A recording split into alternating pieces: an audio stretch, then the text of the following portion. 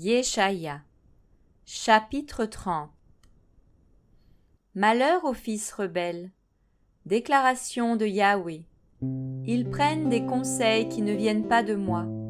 Ils se forgent des idoles de métal, où mon esprit n'est pas, afin d'ajouter péché sur péché. Qui, sans avoir interrogé ma bouche, se mettent en route pour descendre en Égypte, afin de se réfugier sous la protection de Pharaon et se retirer sous l'ombre de l'Égypte. Car la protection de Pharaon deviendra pour vous une honte, et le refuge sous l'ombre de l'Égypte votre confusion. Car ses princes sont à Tsoan, et ses messagers ont atteint Anès. Tous seront couverts de honte par un peuple qui ne leur apportera aucun profit. Ils n'en recevront aucun secours ni aucun profit. Il sera leur honte et leur insulte. Les bêtes sont chargées pour aller au midi. Ils portent leurs richesses sur le dos des ânons et leurs trésors sur la bosse des chameaux, vers le peuple qui ne leur profitera pas en terre de détresse et d'angoisse, d'où viennent la lionne et le lion, la vipère et le serpent volant. Car le secours de l'Égypte n'est que vanité et néant. C'est pourquoi j'ai appelé cela l'arrogance qui reste tranquille. Va maintenant, écris-le sur une tablette avec eux, grave-le dans un livre, afin que ce soit, pour les jours à venir, un témoignage pour toujours et à jamais. Car c'est un peuple rebelle, des enfants menteurs, des enfants qui ne veulent pas écouter la Torah de Yahweh, qui disent aux voyants, « Ne voyez pas », et aux prophètes, « Ne nous prophétisez pas des vérités.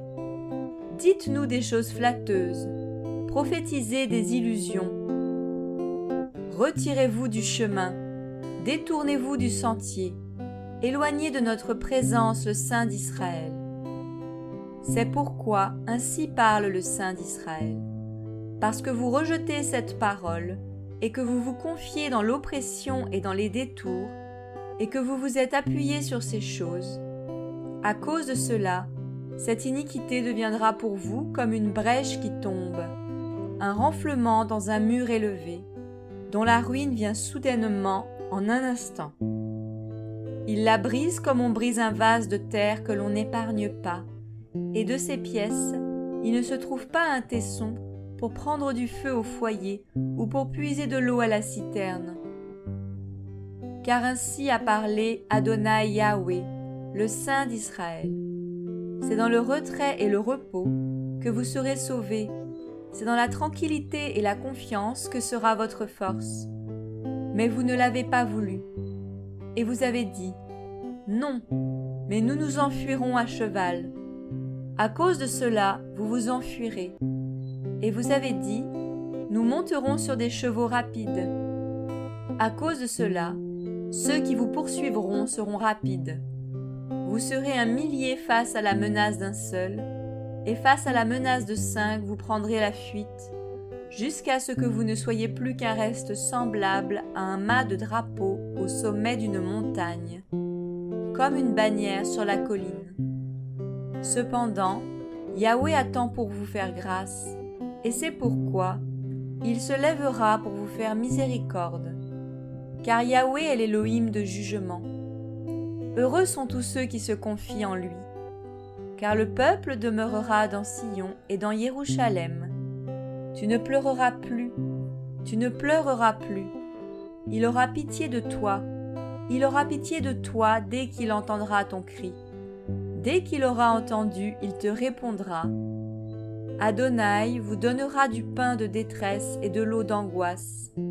Ceux qui t'enseignent ne se cacheront plus, et tes yeux verront ceux qui t'enseignent.